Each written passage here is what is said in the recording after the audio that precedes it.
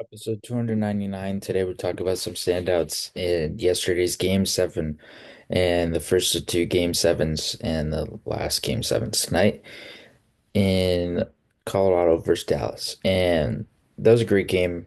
And I thought Colorado was going to take advantage, especially being up 2-0. I thought they were going to run away with the game from that point on, but they didn't. And Dallas managed to come back pretty quickly in the third period. And by and large, due to none other than Mikko Rantanen.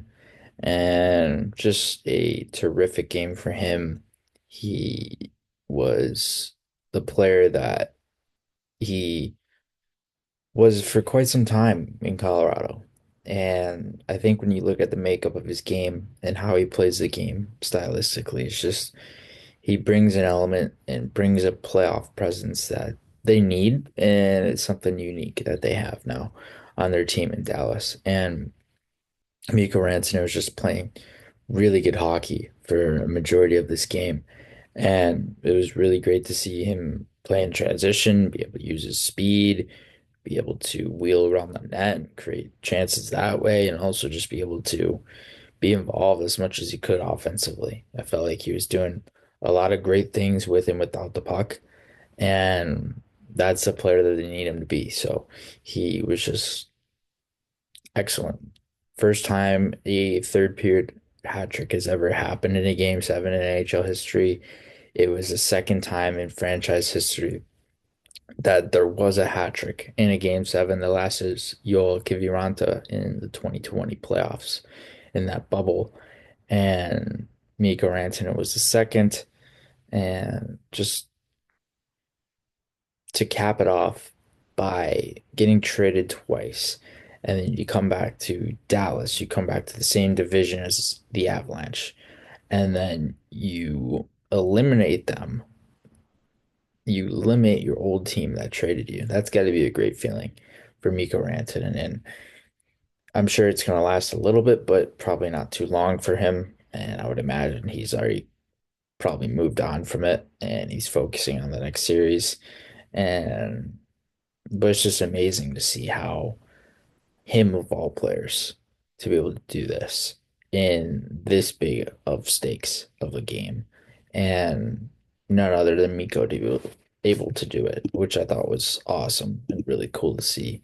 And like I said, he had a 4-point game. On top of that, he was the Stars' best player, and it wasn't even close all game long. And he was creating a lot offensively, and you could see some of the buildup to his eventual third period outbursts where you could see him creating chances. You can see him being involved offensively. You could see him making plays. And I felt like it was only a matter of time before he was really able to hit stride and really take advantage of situations. And he was phenomenal. He was very exciting to watch, very electric to watch. And as I touched on earlier, he was just showcasing his speed, showcasing his offensive flair, he was showcasing his tenacity, he was showcasing his resilience. And then outside of that, some other guys, I mean, Tyler Seguin, Jamie Benn were noticeable, Thomas Harley, those guys, Matt Duchene, all in the mix. And I thought those guys were good, but I think the other guy that really was noticeable was Wyatt Johnston. And Wyatt Johnston has already become a very productive playoff player as well and has turned into a legit star. And we've known about Johnston for quite some time now, but I think the evolution of his game, you see the evolution of players and how they play and how they really ramp it up or not come playoff time. And Wyatt Johnson somehow finds another level come playoff time each and every year. And just a very productive player who you can rely upon in so many key situations. And you can rely upon him offensively, defensively, in transition, in the ozone, as a dual threat player. And it just makes a lot of plays.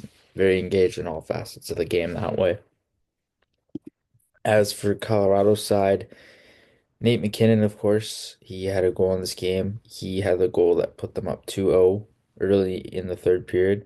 And when I saw that goal, I thought Colorado had a much better chance of winning because they were not only controlling the tempo, but to start the third, they started off really strong, and I thought they were going to take control from that point on, and they didn't. And eventually, we see the Miko goals come, but McKinnon's goal was nice, and it was a good showcase of skill, tenacity, offensive creativity, and stuff like that.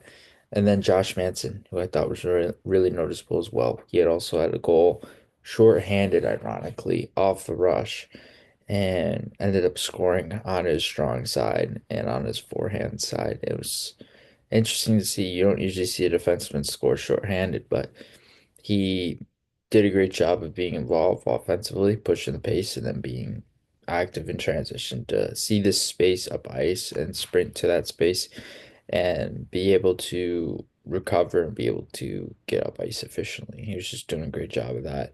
I thought he was just very noticeable all around, but more so on the offensive side, which is something that is slightly unknown for him. You don't usually see him as involved offensively, but certainly was a player throughout this game that was showcasing a lot of creativity in his own right as well.